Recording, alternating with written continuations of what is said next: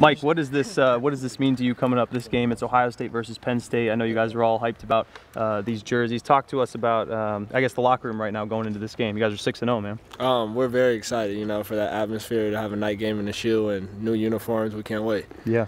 How did you feel the two quarterback tandem work last week? You know, Cardale's a guy that can stretch the field. JT can fit into the tight windows. How did you feel it went last week? I feel it went great, and I feel like we can enhance going into this Saturday. Okay. Mike, what have you seen from Penn State secondary on film? They're a great secondary. You know, they're a great team all around, 5-1, and we respect them a lot. So we're going to go out there and compete and execute. Mike, 6 games into the season, do you feel like the wide receiver room is where you thought it would be at this point? How would you kind of grade out that room and yourself individually? I feel like we're heading in the right direction, but we have a lot of talent in that room, so we could keep developing and get better every week. Some of that young talent, Torrance Gibson moved over from quarterback before the year. How's that freshman look? He's looking good. He's definitely a fast kid, and it's going to be exciting to see him play over the next years. Mike, there have been a lot of injuries around college football this year. Just for any unit room that loses a couple guys like that, like what does it do to the room? What do you guys have to do when you lose some of the guys that you know so well for the season? I think last year we learned from the quarterbacks, losing a quarterback and then losing another quarterback. We learned from that. The next man has to step up, and someone has to step up in the room and be held accountable, because the guy that was in front of you was definitely going to do his job. So you have to take that in accountability and step up, and the guys that are already playing have to pick their game up another level too. Who's primed to step up right now that people don't know about yet or haven't seen much of? Terry McLaurin, Paris Campbell, all the guys. I trust them all. James Clark. Campbell's a little banged up though, isn't he, this week? Is I think what Urban told us. Yeah, Urban says he's out this week. Yeah. Okay. Who this week do you think could grab the torch? James Clark, Terry McLaurin, KJ Hill. Yeah, KJ especially. I mean, Urban said Coach Meyer said he might play this week and stuff. Yeah. Well, you've been there before, Michael. What determines when a receiver is ready?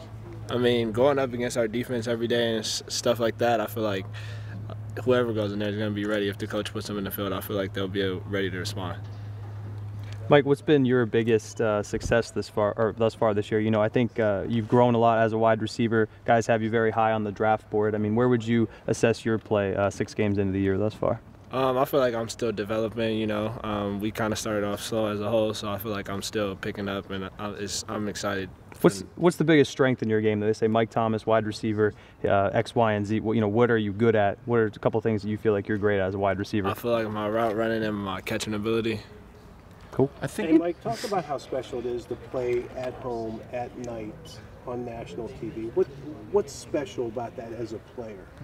You don't get too many opportunities to be on prime time to play in this type of environment, and definitely to wear black jerseys. So, I mean, it's a lot. Like, you have to stay in the moment, and, you know, I just want to go out there and perform and show what I could do. Hey, Michael, you said that the two quarterback system works. Yeah. Why? I mean, why if it works so well? There's not a lot of people that do that. I don't know, but last Saturday I felt it worked. So, I mean, they're both talented quarterbacks, and I feel like they both got the job done. So, I mean, it worked to me. Did it seem seamless almost from one to the other when JT would go in? I knew you knew he was in there, but did it seem seamless? I mean, not really, because we had practice during the week, so yeah, it wasn't really much different. We knew it was going to happen going into the game. Coach Meyer didn't just throw it out there Saturday. We kind of developed it during the week, so I was comfortable. Do you notice a change in Braxton this week, coming off a nice game last week? Maybe just a jolt of confidence or feeling good about himself? Yeah, and then something special about Braxton in the night games. So, I mean, it'll be exciting to see Saturday. He just comes alive, I feel like, and I feel like other people notice that too. So he turns into a different player in the night game. So it's be exciting. Mike, where have you noticed, is Ezekiel Elliott better than he was a year ago? I mean, what do you see when you watch video and stuff of him, when you watch him in practice or when you watch him in games? Do you see a better running back than you saw a year ago? I don't know. Not really Ezekiel Elliott, yes, he's a tremendous athlete, and I feel like he's very consistent. Like, you get him to the second level, he's going to do the same thing. So, yeah. I mean, I feel like we get him to the second level, he's a great athlete, and I feel like he's the top running back in the country. But all of you guys seem to come alive, especially in the playoffs last year when the bright lights were on and stuff. Is that sort of, for one of another description, what this team may be more all about? I mean, I feel like now we know we have a lot of talent, but I feel like when the chips got higher, we knew we had to step up and we had to play to ability because it was win or go home, and we all came together as a team. And I feel like we're still developing as a team too. So I feel like when the bright lights come on, we definitely do play at a higher level. But I feel like we still play to our best ability every time we go out there. I thought I saw a stat somewhere that you don't have a drop at all. Does that sound right to you? Yeah, I did see that. But I feel like I might have dropped the ball last Saturday. I don't know. I wouldn't worry about in all the things that you do as a receiver, how much is that like a point of pride of like, when the ball comes to me, I catch it? I mean, yeah, because I feel like it has a lot of pride for me because we have a lot of guys on the team that could catch the ball and do something with it. So like when you want a target or something, I feel like I could go speak because I'm like, well, if you throw it to me, I won't drop it. So it's not going to be a wasted pass if you get it to you. I'm like Cardale. I tell Cardale, like, if you throw it to me, then you can get an easy completion. So throw it to me.